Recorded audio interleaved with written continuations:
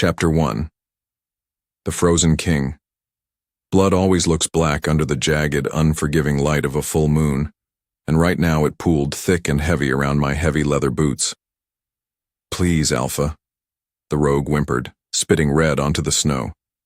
But then, mercy wasn't in my vocabulary anymore. Not for 9 long, agonizing years. Because a king who shows mercy is a king who bleeds. I stepped forward. Grrrl. The sound ripped from my chest, deep, feral, and absolutely unforgiving. Without warning, the air in the courtyard plummeted to freezing. Frost crept up the massive stone walls, spiderwebbing in sharp, jagged lines that glowed in the dark. This was my curse. The Frostfang inheritance. Because my blood carried the ancient, untamed magic of winter, my rage literally froze the air around me. With every heartbeat, the rogue trembled violently on the ground. He had stolen food from the winter pack stores, a minor offense to some weak rulers. Yet deceit was a cancer in my pack, and I cut out cancer. I let my icy alpha aura drop over him like a physical crushing weight. The immense pressure forced him to his knees, his jaw hitting the icy cobblestones with a sickening crack. In that moment, a sharp metallic tang filled my nose. Blood. Pure fear. And just like that, everything changed. The scent didn't belong to the pathetic rogue anymore. It was her. Nerissa. My mind violently ripped me back to that dark, cursed day. I saw her standing on the precipice of the banishment cliff. Her golden eyes were wide with a betrayal so deep it shattered my mind. She had committed treason, the council said. The forged letters were perfect. Because I was young, foolish, and blinded by paranoia, I chose the heavy crown over my own soul. I cast my true, fated mate into the deadly, unforgiving Wildlands. Was I the monster who destroyed his own soul, or a king saving his people? Between one breath and the next, my massive hands began to shake. It was a tiny, hairline crack in my absolute control. I blinked hard, shoving the beautiful ghost of my mate back into the dark, locked vault of my mind. Truth be told, I was dead inside. I was a king without a heart, a wolf without a mate, and a monster without a leash. The cold wind howled around us. The pack members stood in absolute silence. They were statues carved out of fear. And I hated their blind obedience.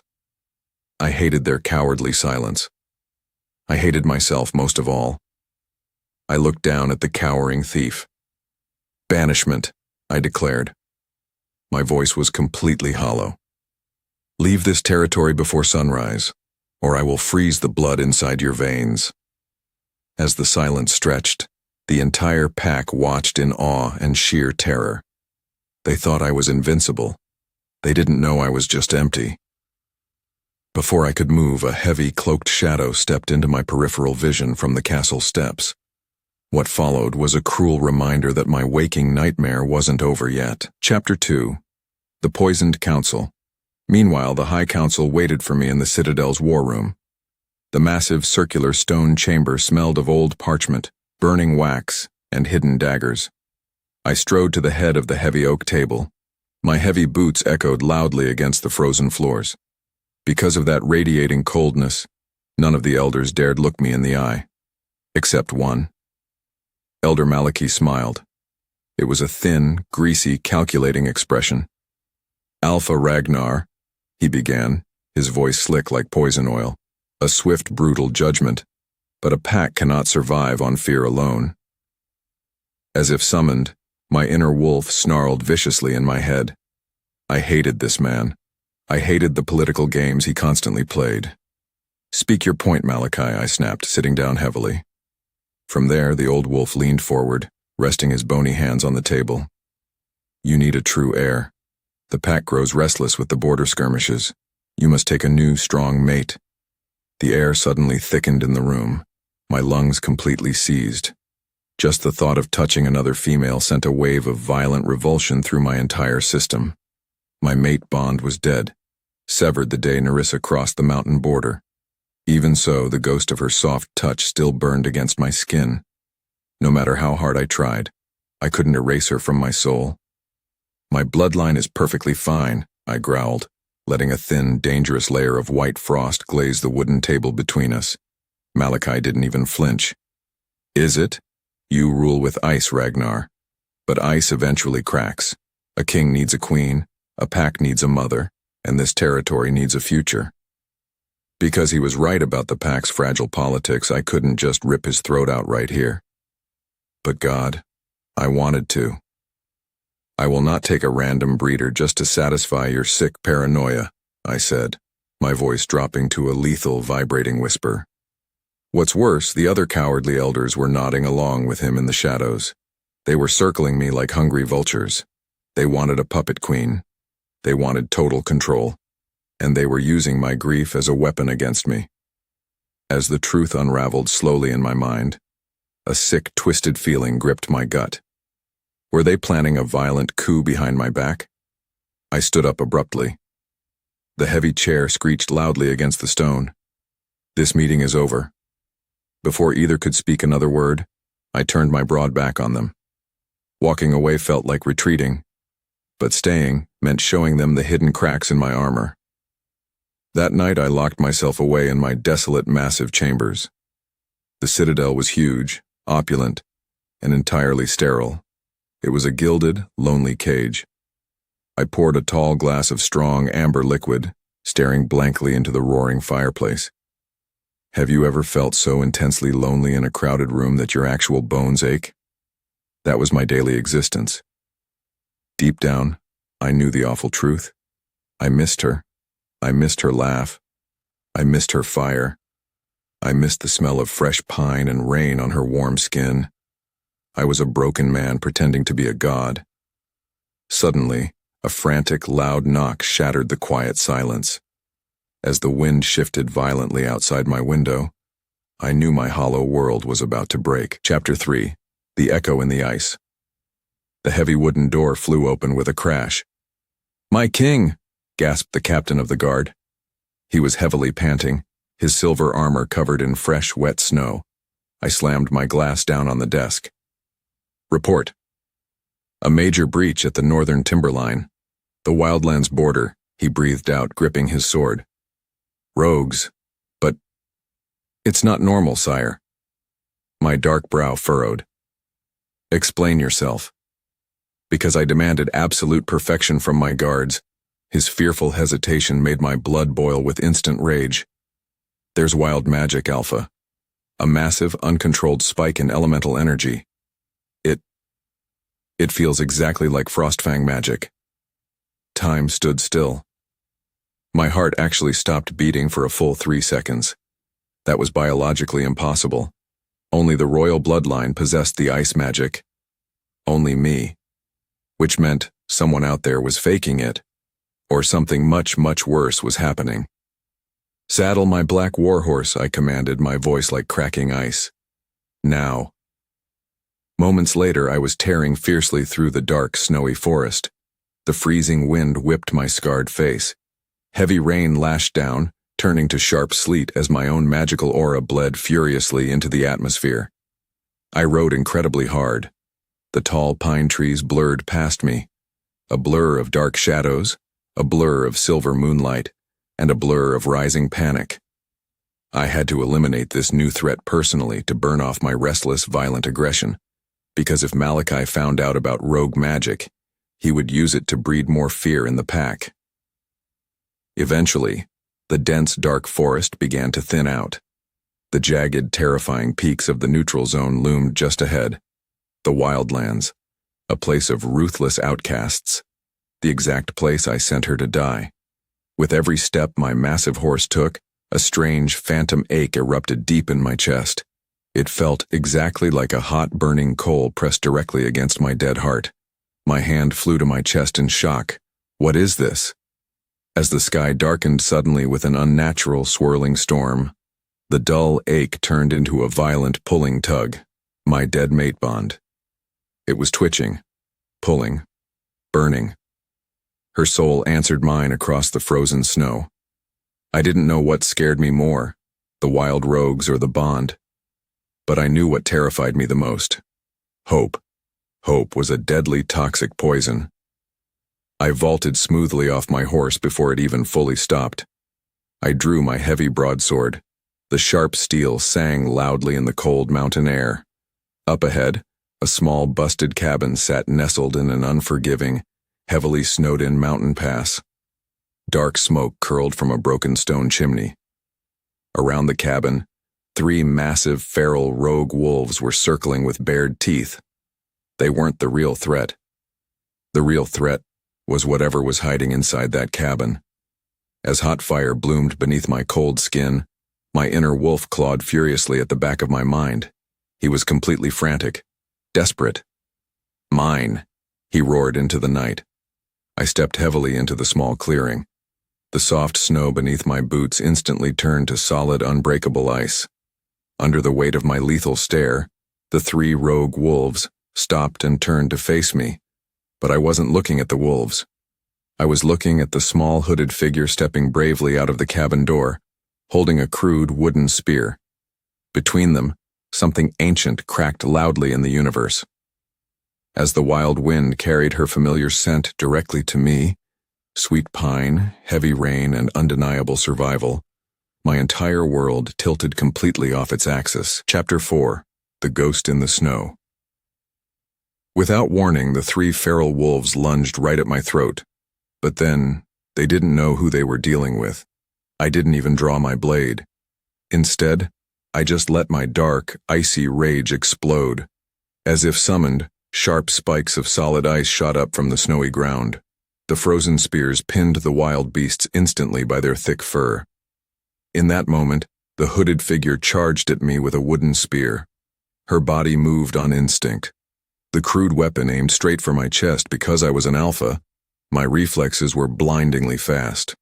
I reached out and caught the sharp wooden tip with my bare hand. The rough wood splintered deeply into my palm. Blood dripped. "Stop!" I roared, yanking the stick hard. As if pulled by a string, the heavy cloak flew right off her head. Time stood still. My breath caught violently in my throat. It was her, Nerissa. Her golden eyes were exactly how I remembered them. They were wide, fierce, and burning with intense hatred. Have you ever looked a living ghost right in the eye? It physically hurts. It feels like getting stabbed in the chest with a hot knife. The space between them burned. My fated mate was alive. Because the shock was so heavy, my knees actually buckled a fraction of an inch. I saw a quick flash of a memory. I remembered us swimming in the warm summer lake, her sweet laugh echoing in the trees. Now her face was hard. Her cheek had a thin, pale scar. She was a hardened survivor. As the silence stretched, she didn't cower. She bared her teeth at me. "Don't you dare touch us," she hissed. Her voice trembled just a little. Before either could speak another word, 2 tiny blurs of motion shot out from the dark cabin door. 2 little boys, twins. They couldn't be more than 9 years old. Without thinking, they threw their small bodies directly in front of Nerissa. They raised their tiny hands and baby claws extended from their fingers. They growled at me, a real deep chest growl. My world tilted. I stared at their messy dark hair. I stared at their stubborn, tilted chins. More importantly, I stared into their eyes. They had my exact ice blue eyes. Because I couldn't process the sudden truth, my brain flatlined. Were they mine? Or did she have them with a rogue? What followed was a tense, dangerous standoff in the snow. My inner wolf slammed against my ribs. "Pups! Mate! Ours!" he screamed frantically. "Stand down," I whispered gently. The terrifying alpha tone was completely gone. Yet Nerissa pulled the boys tightly behind her legs. "Stay back, Ragnar." When her name left his lips, no, when my name left her lips, my chest ached terribly. I had hunted rogues for years. I had killed monsters. I had ruled a kingdom. But I had never felt true fear until this exact second. As the wind shifted, I knew I couldn't leave them here. "You are coming with me," I stated firmly. Because of that command, the true nightmare was just beginning. Chapter 5: The Gilded Cage. What's worse than finding your dead mate? bringing her back to the castle that tried to kill her. We marched back to the massive stone citadel in total, suffocating silence. The heavy snow crunched loudly under my big boots. Behind me, Nerissa held a boy in each hand. They walked proudly. They didn't cry. They didn't complain about the freezing cold. As if the forest watched, the dark shadows seemed to close in around us. I sneaked glances at them over my broad shoulder. I noticed a strange glowing blue mark on the taller boy's wrist. It looked like a frostbite, but it pulsed with magic. What was that? I filed that mystery away for later. I couldn't deal with it right now. Eventually, the huge, scary iron gates of the Frostfang Citadel loomed ahead. By the time we stepped inside the giant courtyard, my heart was pounding out of my chest. I ordered my royal guards to stand down. The guards looked confused, but they obeyed my icy glare. "Take them to the east wing," I commanded the guards. "Lock the doors. Put 4 guards outside." "I am not your prisoner," Nerissa yelled, pulling her sons closer. Even so, I turned my back to her. "You are now." Because I needed to protect them from Elder Malachi, I had to treat them like dangerous prisoners. If the High Council thought I cared about them, they would kill the boys tonight. From there, I retreated quickly to my dark office. I paced the stone floor like a trapped animal. My thoughts spun wildly out of control. I remembered the day she left. I remembered finding the forged letters in her room. I remembered the bitter taste of betrayal. But then, my wolf growled low in my head. "She is innocent. You were wrong." Could I have been wrong? The very thought made my stomach twist into sick knots. If she was innocent, I was a monster. To make things worse, I couldn't stop thinking about the boys. They smelled like me.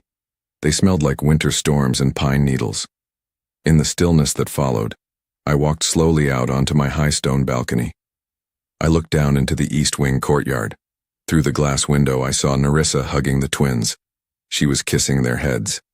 She looked so soft, so fiercely loving. As the mark tingled on my own neck, my soul answered her silent pain. I wanted to smash through the glass. I wanted to bury my face in her neck. I wanted to claim my family. Rather, I stood completely still in the freezing dark. I was terrified. How do you say sorry for ruining someone's entire life?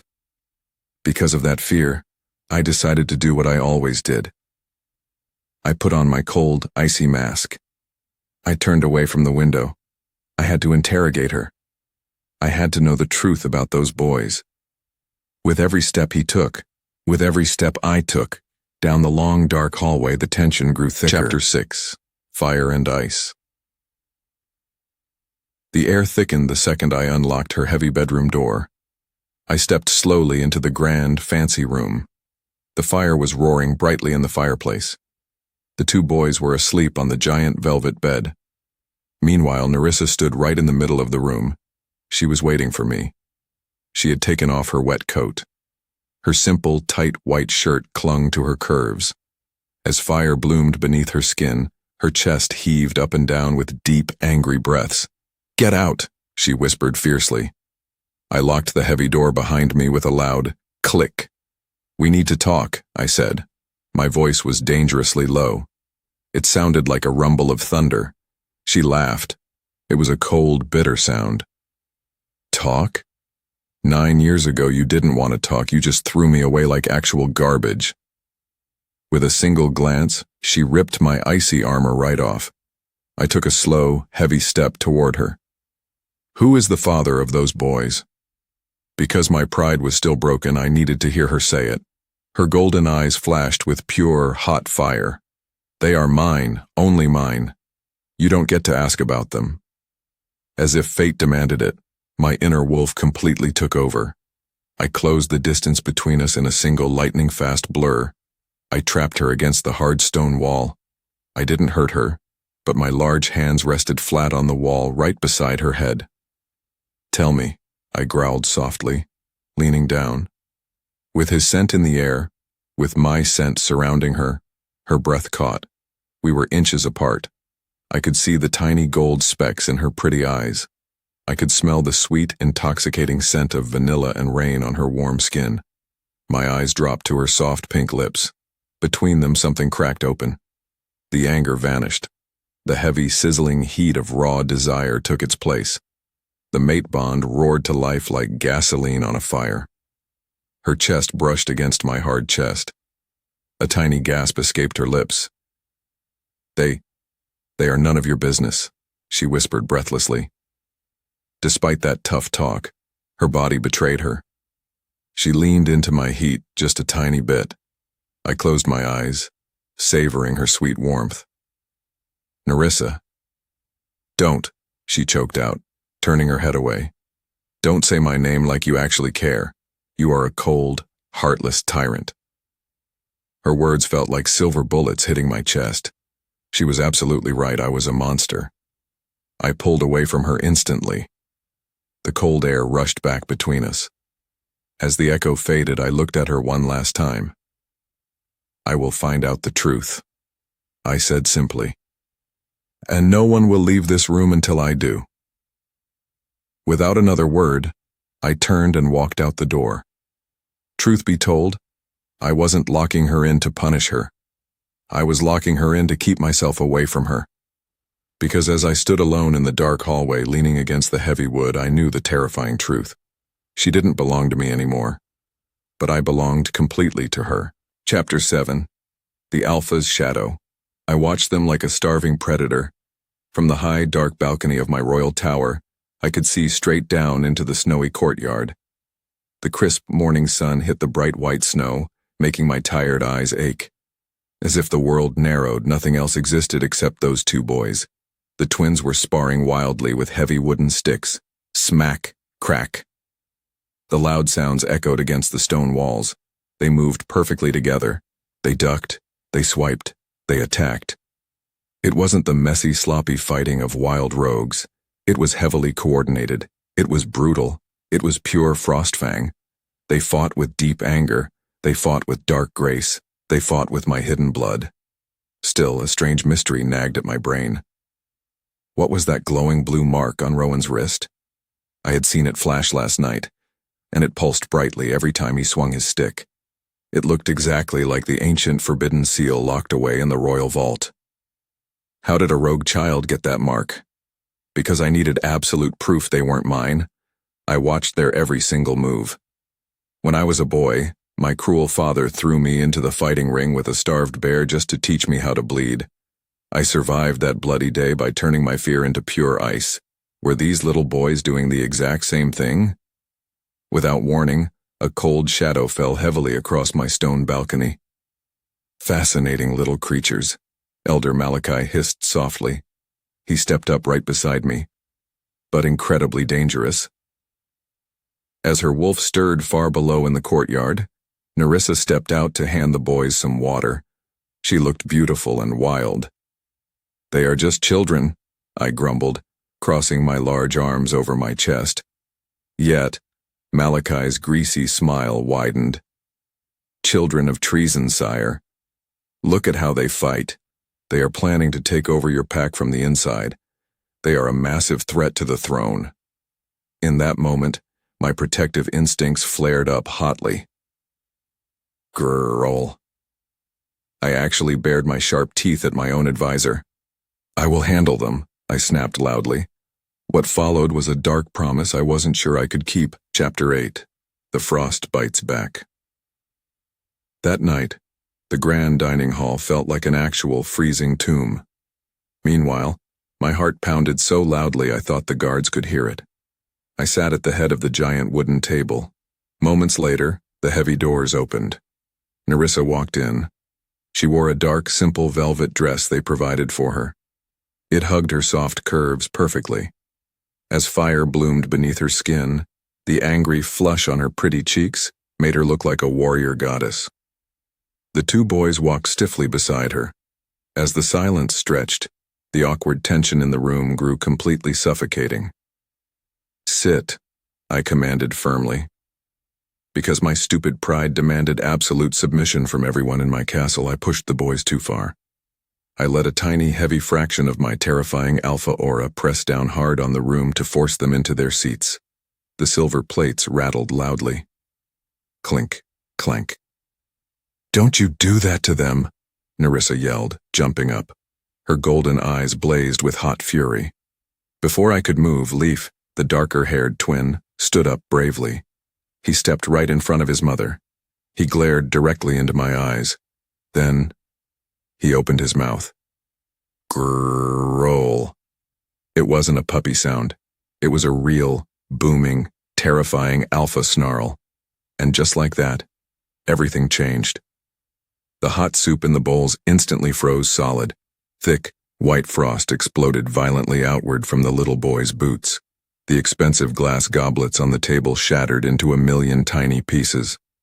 Crash. I saw the sharp ice. I felt the biting cold. I knew the undeniable truth. My mouth fell open in total shock. Only the royal bloodline could do that. Only my blood. But wait. How could a 9-year-old trigger the massive ancestral magic without passing the trial of blood? Unless someone had secretly activated their dangerous powers while they lived out in the Wildlands? Who was helping them? Under the weight of his stare, the little boy didn't even blink. He was protecting his mother from me. The space between them burned with pure, icy magic. I couldn't breathe. The crushing weight of my massive 9-year mistake crashed down hard on my chest. I jumped up from my chair so fast it flipped over. Without another word, I ran from the room like a total pathetic coward.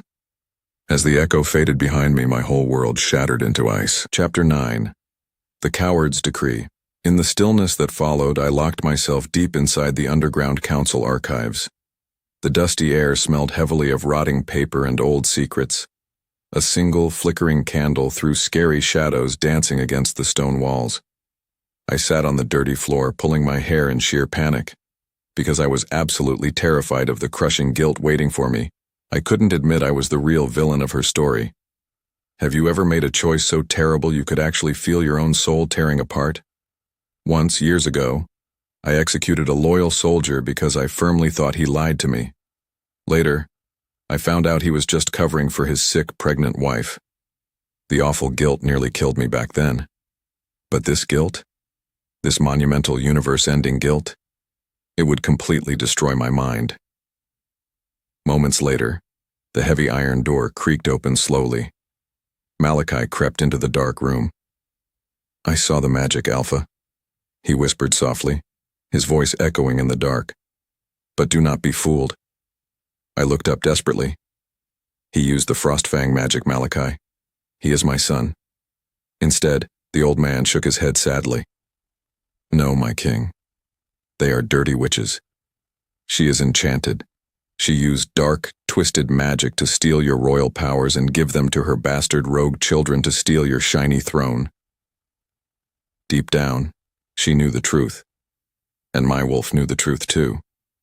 But the human part of me was weak. Because I wanted an easy, painless way out, I drank his poisonous lies like cold water.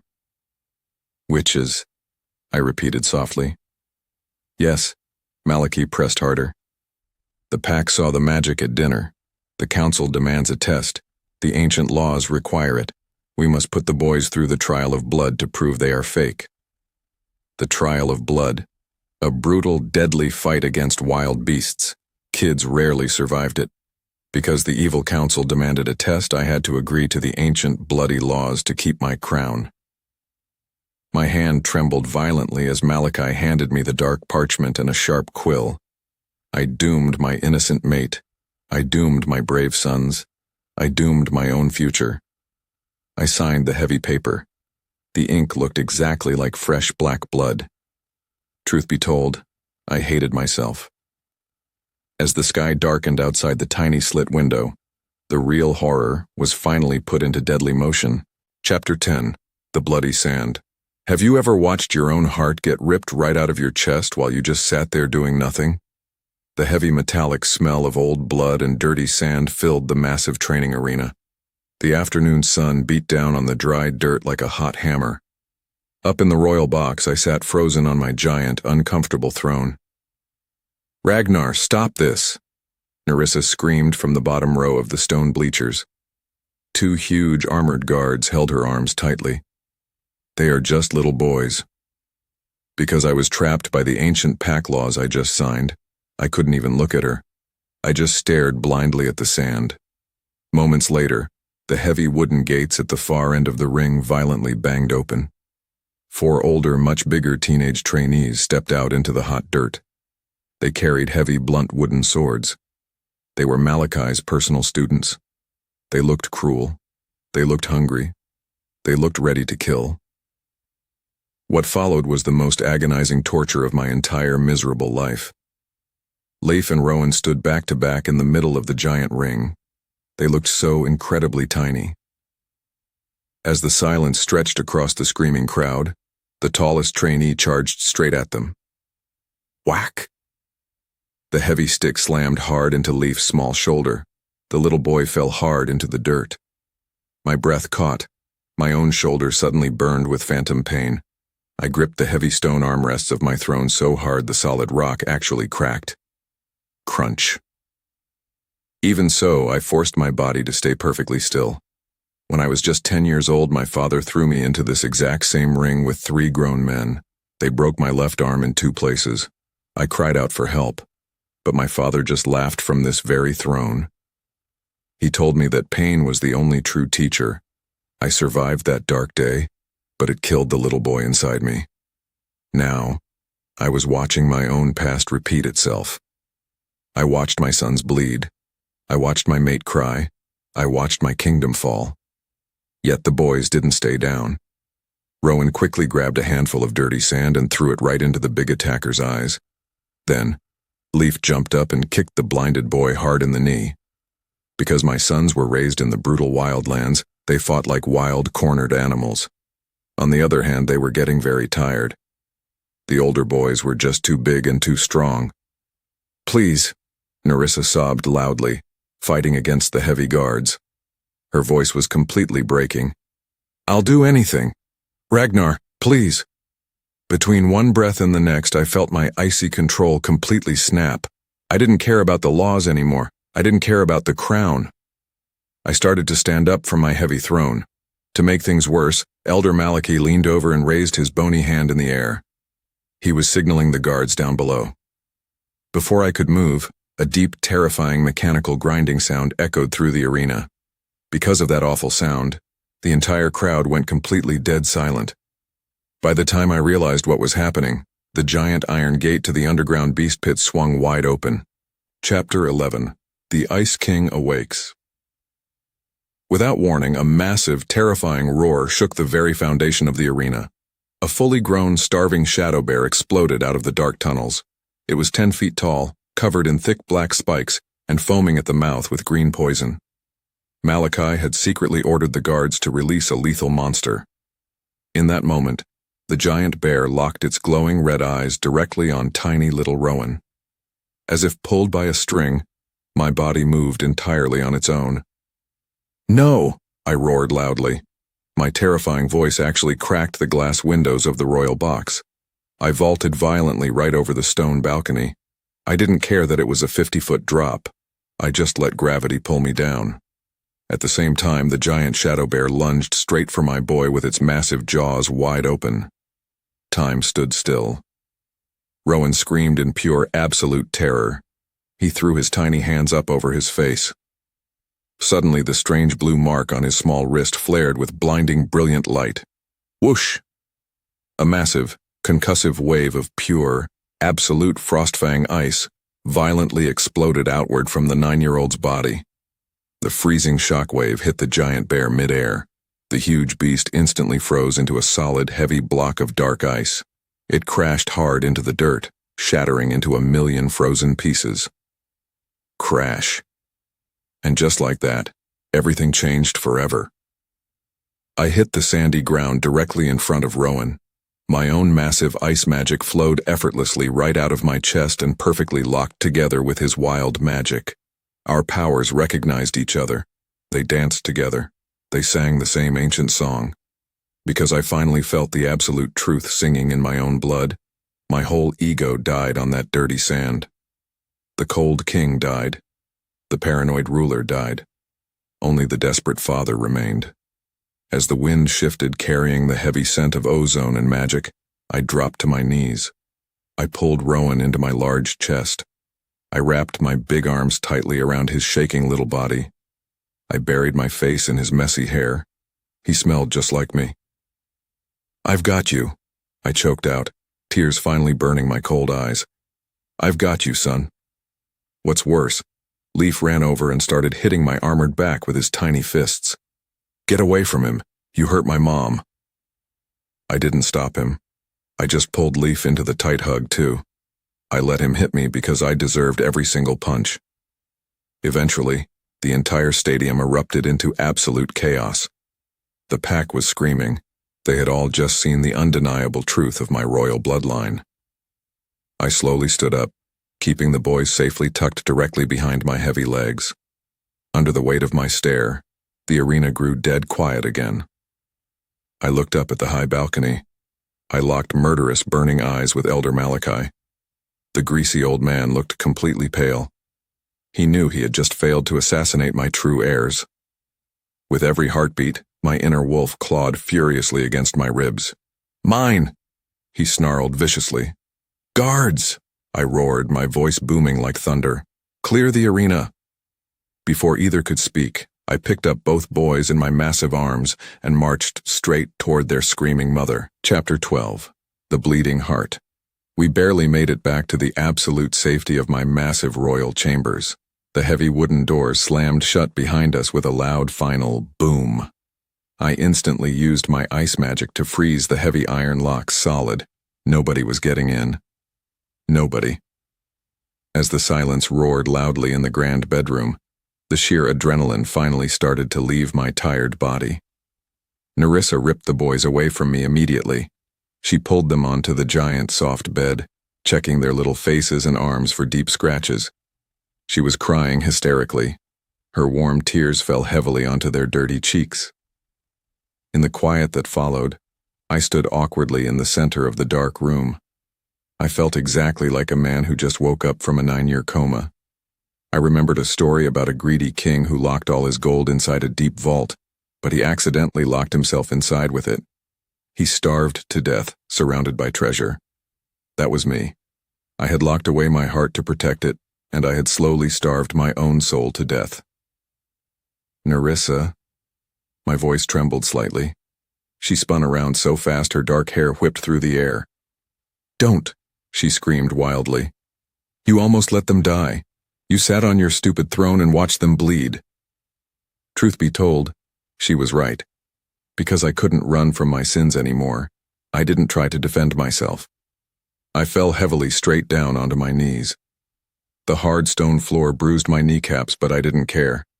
I looked up at my beautiful, completely broken mate. "I am so sorry," I whispered. My voice was completely raw, stripped of all authority. I was blind, I was a coward. I let the council poison my mind. As the truth unraveled between us, she marched right up to me. Without thinking, she raised her hand and slapped me straight across the face. Smack. The sharp sting burned my cheek. My head snapped violently to the side. "Sorry doesn't fix 9 years of hell," she sobbed, her chest heaving. "Sorry doesn't fix the nights I froze in the snow just to keep them warm. You broke us."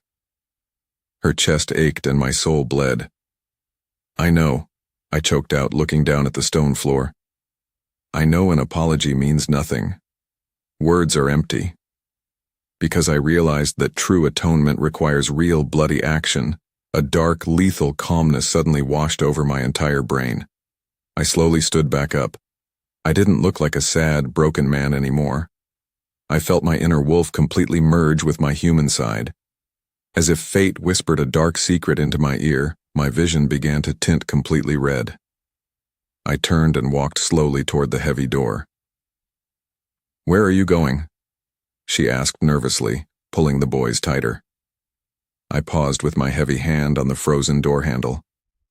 I turned my head just enough to look back at her over my broad shoulder. My eyes were no longer ice blue. They had bled into the pitch-black, soulless color of a fully triggered homicidal alpha. "To fix it," I growled softly, my voice dripping with dark, terrifying promises. "Lock the door behind me," which meant the citadel was no longer a castle. It was a hunting ground. Chapter 13. The Black Archives. Have you ever realized your entire life was just a massive, ugly lie? I stalked quietly through the dark, cold hallways of the Citadel. My black alpha eyes saw perfectly in the pitch-dark shadows. I was hunting for the truth. But then, a strange question burned in my mind. Where did Malachi actually get that giant shadow bear? And what was that old rogue prisoner whispering about the yellow poison earlier this week? I filed those deadly secrets away for later. Right now, I needed solid proof. Without warning, 2 large royal guards stepped directly into my path. "Alpha Ragnar," one guard gasped in surprise. "You should be in your room." Because I knew they worked secretly for Malachi, I didn't even waste my breath talking. I grabbed them both by their heavy silver armor and slammed their heads together. Crack! They dropped to the floor like heavy rocks. From there, I marched straight down to the hidden underground council archives. I kicked the heavy wooden door so hard it completely splintered off its iron hinges. Smash. The dusty room smelled like old secrets and dirty lies. What followed was a frantic, desperate search through the ancient files. I ripped open heavy wooden drawers. I tossed thick, dusty books onto the floor. Eventually, I found a hidden black lockbox hidden under the floorboards. I used my bare hands to snap the metal lock right in half.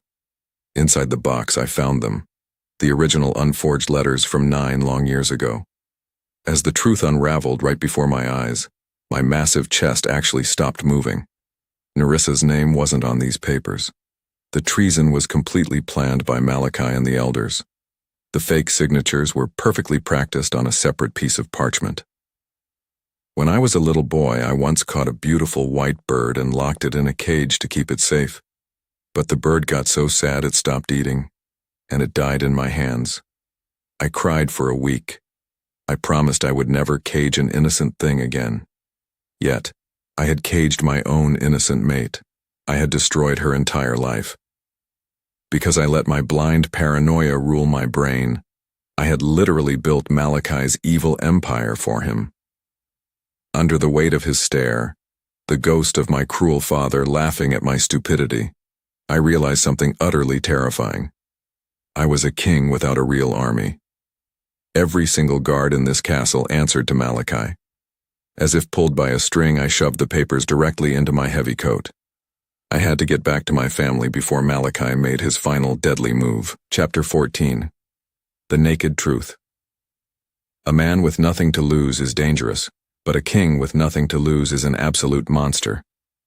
I ran violently back to my royal chambers, dodging the guard patrols. I burst through the heavy bedroom door. Nerissa jumped up from the bed, pulling the sleeping twins behind her back. Between one breath and the next, I pulled the crumpled papers from my coat and held them out to her. "Look," I choked out, my voice cracking hard. She slowly stepped forward. Her pretty hands shook as she took the old papers. She read them silently. As the silence stretched heavily in the room, a single shiny tear rolled down her pale cheek. "They lied," she whispered softly. "They faked the whole thing." Truth be told, she looked up at me expecting an excuse. She expected me to blame the council. Instead, I gave her the absolute naked truth. "I failed you," I said firmly. I stepped closer, dropping my heavy weapons onto the stone floor. Clatter. I fought for my crown, I fought for my pride, I fought for a lie. Because I was too weak to trust you, I let them win. In the echo of his voice, in the echo of my broken voice, the heavy anger between us finally started to melt. With every step he took, with every step I took, the sizzling mate bond flared back to life. I reached out slowly. My large, calloused fingers gently brushed the warm skin of her cheek. She didn't pull away this time. Her breath caught sharply in her throat. The space between them burned with intense, overwhelming heat. I leaned down, resting my forehead gently against hers. She smelled so incredibly sweet. I wanted to kiss her soft lips until the world completely ended. "You are free," I murmured tenderly against her warm skin. "I will pack you some food. I will take you to the hidden tunnels. Because you are my true mate, I will stay behind and fight them all. I will die covering your escape." Her chest ached deeply at those heavy words. She looked deeply into my dark eyes, seeing the absolute truth in my soul. "Ragnar," she breathed out softly, her hands gently grabbing my shirt. Before either could speak another word, a loud, terrifying sound echoed through the room. Clack, clack, clank. As if fate demanded it, the heavy iron deadbolts on the heavy wooden door forcefully slid shut, from the outside, which meant we weren't escaping tonight. We were completely trapped. Chapter 15. The poison breath. Death doesn't always come with a loud crash, sometimes it sneaks in like a quiet whisper. I spun around fiercely and grabbed the door handle. I pulled it with all my massive werewolf strength. It didn't even budge an inch. The dark magic sealing the door was incredibly strong. Maliki had locked us inside our own cage. Suddenly, a quiet, hissing sound echoed from the dark corners of the large room. Shh! What is that smell? Nerissa gasped loudly, covering her nose. Because of that awful, bitter scent, my blood ran totally cold. Thick, heavy yellow gas started pouring out of the metal air vents near the ceiling. Wolfsbane, the deadliest poison to any shifter. To make things worse, the boys woke up coughing violently. Their tiny lungs couldn't handle the toxic air. "Get them under the heavy blankets," I roared in pure panic. "Now!" Without thinking, Nerissa threw the giant velvet blankets directly over the crying boys to filter the bad air. I had read a sad story once about an old general who threw his own body onto a live bomb to save his young soldiers. He exploded, but his men lived. Right now, I was that general. Her world tilted wildly as I jumped directly onto the tall stone dresser. Because I had to stop the gas, I pressed my bare hands directly against the freezing metal vents. I called upon the deepest, most dangerous level of my Frostfang magic. It was the kind of magic that literally drained your own life force to use. Grrrrall. I pushed the absolute freezing cold directly into the metal pipes, but the toxic yellow gas blasted right into my face. As fire bloomed beneath my skin, the hot poison violently burned my eyes, my throat, and my heavy lungs. It felt exactly like breathing in broken glass and hot lava. Even so, I didn't let go. I pushed harder. The ice slowly crawled up the metal vents, finally freezing them totally solid. The gas stopped flowing. Moments later, I fell heavily off the tall dresser. Crash! I hit the hard stone floor, violently gasping for clean air. "Ragnar!" Nerissa screamed, running over to me. She slid on her knees and grabbed my shaking face. I tried to tell her I was fine. Rather, I coughed incredibly hard. Thick, terrifying black blood splattered directly onto the clean stone floor. The poison was already inside my dark blood. My vision started to aggressively blur at the edges. By the time I looked up at her beautiful, terrified face, I knew the awful truth. We couldn't wait for a miracle rescue. We had to fight our way out of this hell right now. And just like that, the final bloody war officially began. Chapter 16. The Bloody Gauntlet. Have you ever watched a wounded animal fight to the death just to protect its tiny pups? I saw a wild fox do it once in the snowy woods. A massive bear attacked her small den. The little fox was completely torn apart, but she kept aggressively biting the bear's giant nose until her babies safely escaped. I didn't understand that crazy, beautiful sacrifice back then. Because I was a father now, I finally understood her beautiful, bloody sacrifice. Without warning, I pushed myself off the cold stone floor. The yellow wolfsbane poison was burning violently in my dark veins. Every single breath felt exactly like swallowing hot knives. To make things worse, my thick black blood dripped heavily onto the clean floor. "Get behind me," I roared loudly. "Girl!" My voice was rough, wet, and totally feral. Before either could speak, I raised my right hand toward the locked wooden door. Because my massive werewolf strength wasn't enough, I needed a deadly miracle. I pulled the absolute last drop of my cold magic from my dying heart. As if pulled by a string, a massive, jagged spike of solid ice shot out of my palm. Crash! The heavy door completely exploded into tiny wooden splinters. What followed was an absolute brutal nightmare. We ran violently into the dark stone hallway. Over 20 heavily armed royal guards waited for us. They held sharp silver swords that gleamed under the flickering torches. Her body moved on instinct as Nerissa grabbed the twins, shielding their small eyes from the shiny blades. "Kill them all!" a guard yelled loudly. In that moment, I didn't fight like a fancy king. I fought like a feral, starving street dog. I charged directly into their sharp blades. I bled for my mate. I bled for my sons. I bled for my sins. A heavy silver sword slashed deeply into my left shoulder. Slice. Another sharp blade stabbed my thick thigh. I didn't even flinch. I just grabbed the guards by their shiny armor and threw them brutally into the hard stone walls. Because of that intense, terrifying rage, the guards started to actually back away in pure fear. Still, my body was violently failing. My vision was totally blurry. The hot yellow poison mixed with the burning silver wounds. We ran wildly down the long, dark stairs. The loud alarms blared loudly around us. By the time we finally reached the giant iron doors leading outside, my lungs were completely screaming. We burst out into the cold, snowy courtyard. The fresh, freezing night air hit my hot face. As the wind shifted, carrying the heavy scent of pine trees and freedom, a tiny spark of wild hope bloomed in my chest. But then, the massive iron gates to the forest suddenly slammed shut with a terrible, echoing boom.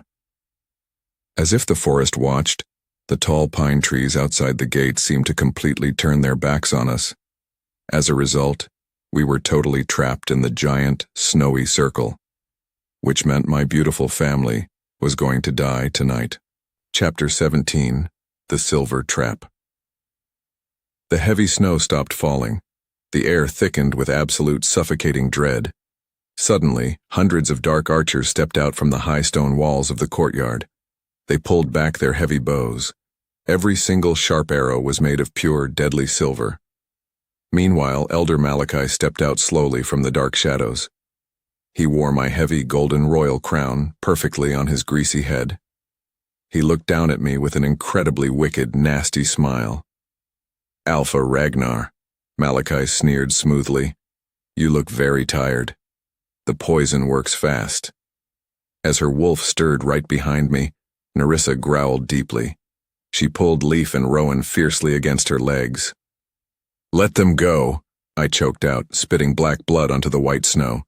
"Take my life. Because you just want the crown, you don't need to kill innocent children." Instead, Malachi laughed. It was a cold, cruel sound.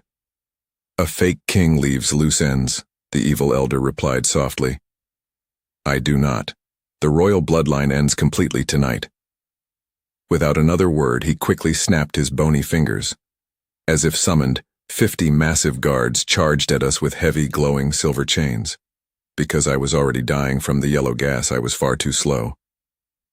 I punched a guard right in his ugly face, but 3 more jumped forcefully onto my bloody back.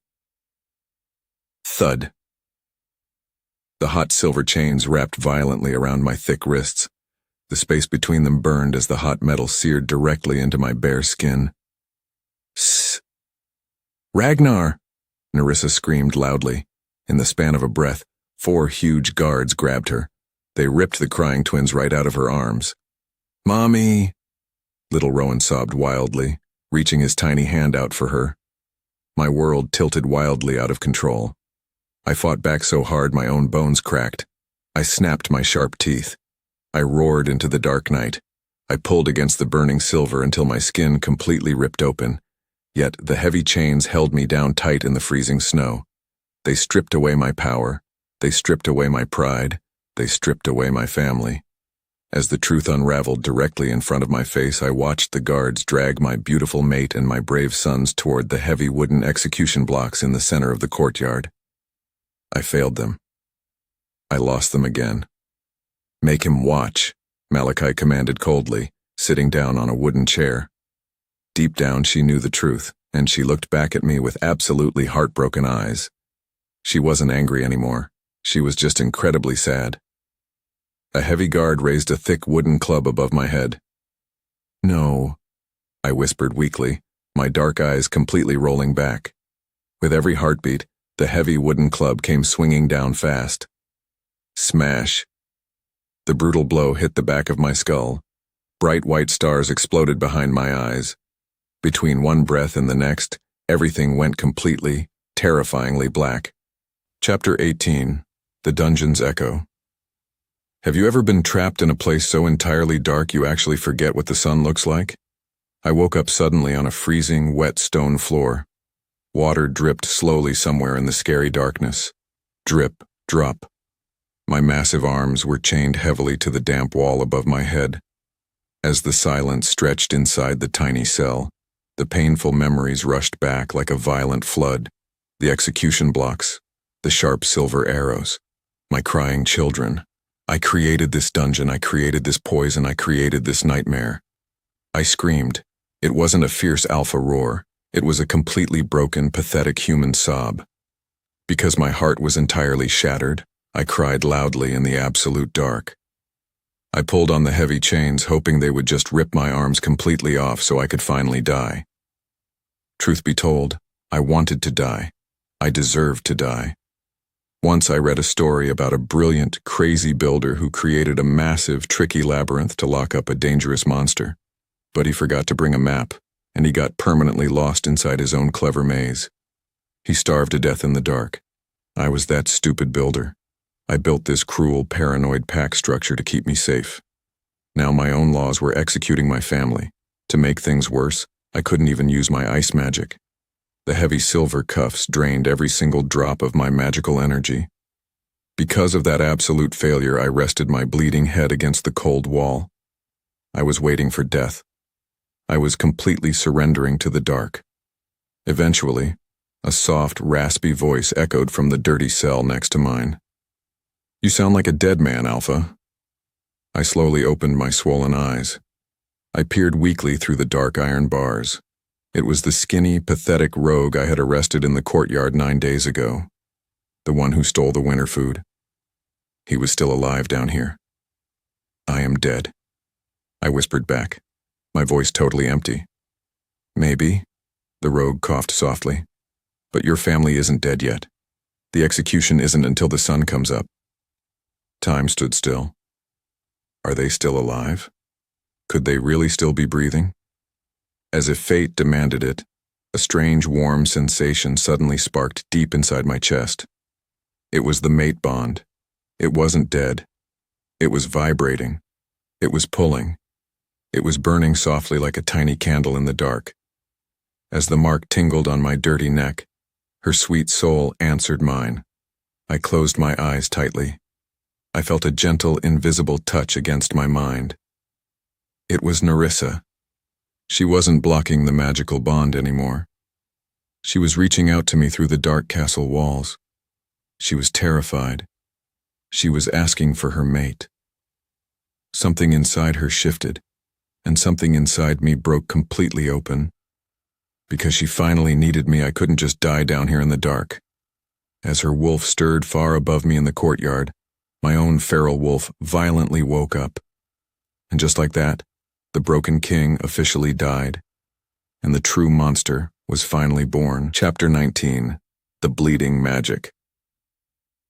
Have you ever found a hidden reserve of absolute power right when you thought you were entirely empty? The tiny glowing spark of my mate bond completely changed everything. Because my family needed me to survive, I stopped pitying myself in the dark dirt. I slowly opened my swollen eyes. The deep, heavy silence of the dungeon felt different now. It didn't feel like a grave anymore. It felt like a starting line. Between one breath and the next, I closed my eyes and focused entirely on that warm spark. I didn't try to access my normal Frostfang magic. Because the thick silver chains constantly drained my regular power, trying to use it was completely useless. Instead, I reached much deeper. I reached directly into my own beating heart. I tapped into the forbidden, life-draining magic of my ancient ancestors. Grrrl. A low, vibrating sound started deep inside my chest. Truth be told, using this kind of magic was a total death sentence. It literally burned up your own lifespan to create pure, unstoppable ice. But then, I was already a dead man walking. I didn't care about the dark poison. I didn't care about the silver chains. I didn't care about my own life. With every heartbeat, the temperature in the tiny cell plummeted to absolute zero. The wet puddle on the stone floor froze instantly. Crack. Thick, jagged white frost started crawling up my bare legs. It moved slowly up my bleeding chest.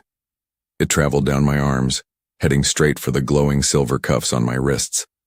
As fire bloomed beneath my skin, the freezing magic violently crashed into the burning silver. The pain was completely indescribable. It felt exactly like dipping my arms into a pool of boiling lava while getting struck by sharp lightning. I threw my head back and roared. It wasn't a sad sob this time. It was the terrifying, booming roar of an alpha king protecting his pack. Because of that intense explosive magic, the heavy silver cuffs actually started to freeze solid. In that moment, I violently yanked my massive arms forward with all my remaining strength. Shatter. The freezing silver completely exploded into a million shiny pieces. The sharp metal shards flew everywhere, slicing my skin, but I was finally free. I dropped heavily to the cold floor, panting hard. My arms were horribly burned, covered in dark black blisters from the silver. Yet I was standing up. As the echo faded in the dark dungeon, I looked at my bloody, burned hands. My human ego was completely gone. I was just a terrifying, desperate monster now. And just like that, I turned around to face the dark iron bars of my cell. Chapter 20. The Unlikely Ally. I grabbed the thick iron bars of my cell door and ripped them entirely out of the hard stone wall. Screech. I stepped slowly out into the dark, damp hallway. The air smelled like rotting meat and old fears. From there, I walked straight over to the tiny cell right next to mine. The skinny rogue thief was sitting in the corner, staring at me with huge, terrified eyes. He had just watched me shatter pure silver with my bare hands. "Don't kill me," he whimpered softly, pressing himself flat against the dirty wall. Before I could move, I reached out and easily snapped the metal lock on his door. I didn't grab him. I didn't yell. I slowly lowered my massive, bleeding body down onto one knee. Because a true alpha must know how to serve his people, I lowered my head in total humility. "I am not going to hurt you," I whispered roughly. "I need your help." As the truth unraveled directly in front of him, the rogue looked completely shocked. A Frostfang king never begged. A king commanded. But I wasn't a king anymore. "My mate and my pups are going to die up there," I explained, my voice breaking slightly. "Because the courtyard is completely filled with Malachai's guards, I cannot sneak up on them. I need a loud distraction. Just a few seconds." The space between them burned with a strange, new respect. When I was young, my father told me that rogues were just mindless animals. But looking at this hungry man, I realized he was just surviving. He stole food because my cruel laws starved him. "If you help me," I promised softly, "you can take a horse from the stables. You can run far away. You will be a totally free man." What followed was a tense, heavy silence. The rogue looked at my horribly burned arms. He saw the thick black blood dripping from my chin. He saw the absolute, terrifying devotion burning brightly in my dark eyes. They took my little sister away years ago," the rogue choked out. "The council took her. I never saw her again.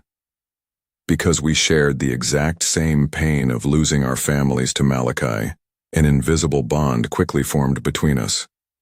Eventually, the rogue nodded his dirty head. "I will set a fire in the armory. It will make a huge explosion. When you hear the loud boom, you run." "Thank you," I breathed out, deeply meaning every single word. Meanwhile, the rogue quickly slipped past me, running silently down the dark tunnel toward the weapons room. As the wind shifted softly down the cold stone stairs, I began my slow, painful climb up to the courtyard. I was going straight to the execution grounds, which meant the final bloody showdown was only minutes away. Chapter 21. The Moonlit Ghost. Every single step up those dark stone stairs felt exactly like climbing a massive mountain. My muscles screamed wildly. The yellow poison pumped heavily through my dark veins. But I didn't stop. Because her sweet voice kept calling out to me in my mind, my feet just kept moving. By the time I reached the heavy iron door leading to the courtyard, the sun was just starting to peek over the tall mountain peaks. I peeked through a small crack in the rusty door. My heart completely stopped. Nerissa was tied tightly to a heavy wooden post. Her beautiful face was completely pale. The twins were tied to smaller posts right next to her. They were crying softly. Elder Malachi stood directly in front of them, holding a massive, sharp silver sword. "Any last words, rogue?" Malachi sneered, raising the heavy blade high into the air. As if the forest watched, the entire courtyard held its collective breath. Nerissa didn't look at Malachi. No matter how hard she tried to be brave, her tears fell fast. She looked up at the cold morning sky. "I love you, Ragnar," she whispered softly. In the span of a breath, a massive, terrifying explosion violently shook the entire castle. Boom! Bright orange flames shot high into the sky from the far side of the citadel. The armory was completely on fire. The rogue had perfectly kept his promise. "Fire!" a guard screamed loudly. "The weapons are burning!" Because of that massive distraction, Malachi lowered his shiny sword in total confusion. The guards quickly turned around, looking frantically at the black smoke filling the sky. As a result, no one was watching the dark dungeon door. I kicked the heavy iron door wide open. Smash. I didn't run. I didn't roar. I stepped slowly out into the pale morning light. I didn't have a crown. I didn't have heavy armor. I didn't have a shiny sword. I was just a massive, bloody man covered in dark frost and deep scars. Under the weight of his stare, a guard finally turned around and saw me. The guard's sword fell completely out of his shaking hands. Clatter. He broke the silver chains," the guard gasped in pure horror. One by one, the corrupt guards turned to face me. They started backing away immediately. They weren't looking at a defeated king. They were looking at a feral, unstoppable ghost. The terrifying aura of a completely unhinged alpha fighting for his mate washed heavily over the courtyard. Malachi spun around. His greasy face went totally white. "Kill him!" Malachi shrieked wildly. "Shoot him now!" But then, not a single guard moved to draw their bows. They were entirely paralyzed by fear. As the sky darkened with thick smoke, I locked my solid black eyes directly onto Malachi's terrified face. And just like that, I finally let the icy monster inside me completely off the leash. Chapter 22. The Final Showdown. Have you ever seen a man fight with the terrifying calm of someone who has already visited the underworld and decided to walk back out? The courtyard turned into a blur of motion. I didn't run. I hunted. Every guard who tried to stand between me and my family felt the immediate biting touch of death. I moved with a fluid, lethal speed that ignored the agony of my poisoned veins. I snapped bones. I crushed shields. And I threw armored men like they were made of dry parchment. "Kill him! He's just one man!" Malachi screamed, his voice cracking with pure, unadulterated cowardice. But then, he realized he was wrong. I wasn't just a man anymore. As I reached the execution platform, a dozen guards swarmed me with long silver pikes. I didn't dodge. I caught the tips of the blades with my bare, frost-burned hands. The metal hissed as it touched my skin, but I pulled them forward and slammed the guards together in a bone-shattering collision. Crunch. Nerissa was watching me, her eyes wide with shock and a glimmer of fierce pride. "Ragnar," she cried out. I reached her in a single, devastating leap. I tore through the wooden ropes binding her and the twins with my teeth and fingers, ripping the thick fibers apart like wet paper. Before I could pull them to safety, Malachi made his move. He didn't run. He lunged at Rowan, his eyes glinting with a desperate, murderous intent. He aimed his sharp silver blade directly at my son's heart. In that moment, time seemed to stretch into eternity. I couldn't reach him in time. I couldn't stop the blade. So I did the only thing a father could do. I threw my own body across the gap. The blade sank deep into my gut. hot and agonizingly sharp. Squelch. The force of the impact stopped me dead in my tracks. I gasped, feeling the cold steel punch through my skin and muscle, tasting the copper tang of my own blood. Malachi's face twisted into a grin of pure victory. Finally, he hissed. But he didn't count on the power of a father protecting his blood. I grabbed Malachi's wrist with a hand that was literally turning to solid, razor-sharp ice. I didn't scream in pain. I only smiled. As Rowan and Leaf screamed in terror, their own inner magic surged in perfect rhythm with mine. A massive, blinding vortex of pure Frostfang energy exploded from all three of us. It was a roar of ice, wind, and ancestral rage that shattered the very ground beneath our feet. The cold was so absolute it turned the air into diamond dust. Malachi's face froze in a mask of eternal shock before his body shattered into thousands of icy fragments, scattering across the courtyard like brittle glass. The conflict was resolved.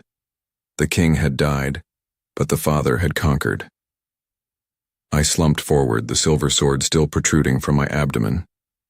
I hit the snow, the world spinning in wide, dark circles. Chapter 23. The Falling Action. The screams of the battle faded into a strange, ringing silence. I felt the snow beneath my cheek. It was cold, but the cold felt right.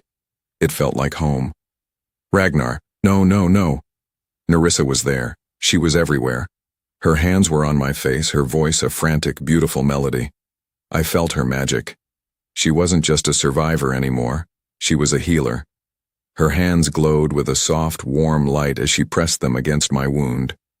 It didn't stop the pain entirely, but it slowed the bleeding, pulling me back from the edge of the dark. "Stay with me," she sobbed, her tears falling onto my bloodied armor. "You don't get to leave me now. We have so much to fix." "I'm still here," I wheezed, my voice sounding like grinding stones. Leaf and Rowan were clutching my cloak, their small faces pale and terrified. I reached up, my hand shaking violently, and patted their hair. "You did good," I whispered to them. "You're both the best of me." The remaining guards had dropped their weapons, their eyes wide with fear and respect. They saw the end of the tyranny. They saw the king who bled for his pack. The internal struggle that had haunted me for 9 long years finally went quiet. I wasn't the monster who destroyed his own soul. I was the father who fought through hell to save it. I felt the heavy, suffocating weight of the crown leave my head. Not physically, but the mental burden of the idea of the king. I didn't need the throne. I only needed this. As the sun rose higher, painting the mountains in hues of gold and pink, I knew that my transformation was complete. I wasn't the man who banished his mate. I was the man who would spend every remaining heartbeat proving he was worthy of her. Chapter 24. The New Equilibrium. 1 month later. The citadel was different. The cold corridors were warmer, and for the first time in nearly a decade, you could hear the sound of children laughing in the royal gardens. I sat on a wooden bench, my abdomen still bandaged, watching Nerissa. She was teaching the boys how to track a path through the light spring snow. She looked beautiful, strong, independent, and finally, truly, happy. She turned and caught my eye. She walked over, her stride confident and free. She sat beside me, resting her head on my shoulder. The pack was changing. We had opened the borders, abolished the council, and started a new council made of wolves who actually cared about the people, not the power. "The boys are doing well," she said softly. "They take after their mother," I replied, pressing a gentle kiss to her hair. Truth be told, I still had scars. I would always have scars, but I wasn't hiding them anymore. I looked out over the territory. The ice wasn't gone. I was still the alpha of the north, but it was no longer a cage. It was a foundation. "Are you happy?" I asked, needing to hear it one more time. She looked up at me, her golden eyes bright and full of a love that didn't know how to die. "I'm home, Ragnar. Finally." As she leaned in, our lips met in a slow, searing promise. It wasn't the desperate, clawing hunger of the dungeon. It was a promise of 1,000 tomorrows. The wind carried the scent of pine, rain, and the first buds of spring. My heart didn't ache anymore. It beat strong, steady, and entirely hers. We were a family. We were a pack. And no matter what the world threw at us, we were finally undeniably meant to be. The long winter was over, and at last, I knew what it felt like to truly live. The end.